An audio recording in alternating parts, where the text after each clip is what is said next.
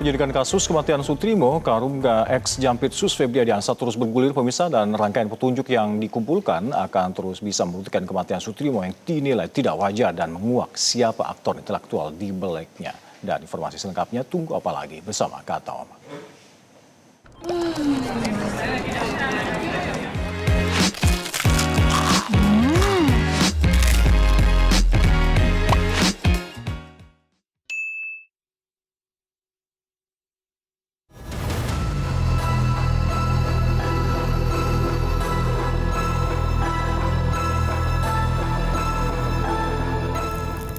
Satu persatu tabir misteri di balik kasus kematian Sutrimo, orang kepercayaan ex Jampitsus Febri Ardiansyah, mulai dibongkar.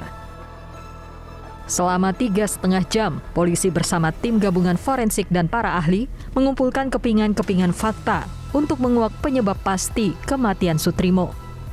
Penggalian makam, pemeriksaan luar dan dalam jenazah, serta pengambilan sampel dilakukan. Tahapan ekshumasi di Banyumas, Jawa Tengah Rabu siang telah rampung. Puluhan sampel yang telah dikumpulkan selanjutnya akan diuji laboratorium lewat pemeriksaan toksikologi, histopatologi, dan DNA.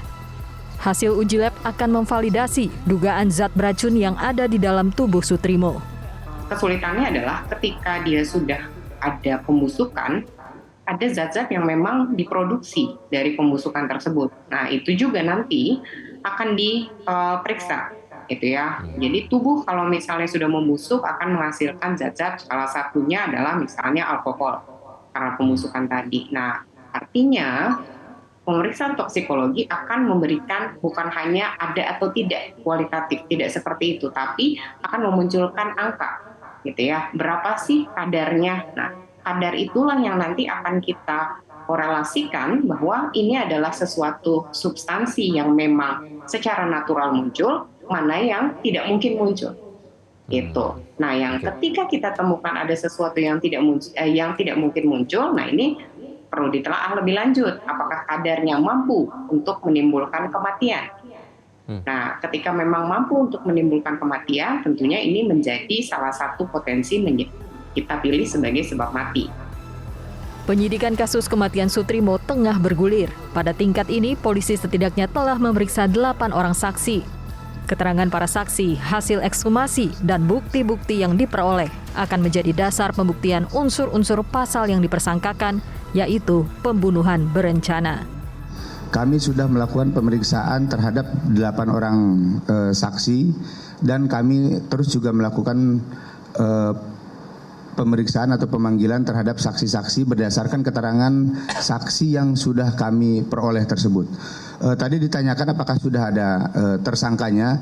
Inilah rekan-rekan sekalian, proses penyidikan ini dalam rangka menuju ke arah sana. Mudah-mudahan kami menemukan fakta hukum yang sesuai dengan fakta yang diperoleh nanti apa yang menyebabkan kematian daripada yang bersangkutan.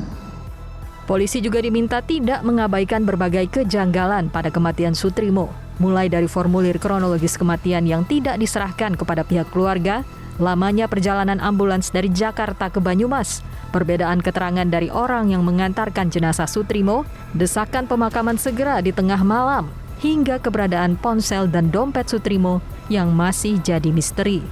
Pertama kali menemukan jenazah itu, siapa yang berinteraksi dengan ambulan, siapa yang menjemput ambulan, siapa yang mengantarkan ke rumah sakit, siapa yang menunggu di rumah sakit, sampai siapa yang mengantarkan jenazah ke Banyumas. Itu kan sudah ada rekam jejaknya semua. Ya siapapun dia, orangnya lebih dari satu, ya kita minta supaya itu didalami. Termasuk juga tidak hanya siapa yang menunggu di rumah sakit, ya termasuk benda-benda yang melekat pada tubuhnya itu ya mulai dari HP, dompet dan sebagainya itu ya juga ditelusurin, karena sekali lagi zaman sekarang ini juga penting untuk rekam jejak digital. HP-nya kemana? Gitu. Hasil uji forensik selama 2 hingga 3 pekan ke depan menjadi secercah harapan bagi keluarga almarhum Sutrimo untuk mencari keadilan. Fakta akan membuktikan kematian Sutrimo yang tidak wajar dan siapa aktor intelektual di baliknya. Tim Liputan Metro TV. Jelajahi cara baru mendapatkan informasi. Download Metro TV Extend sekarang.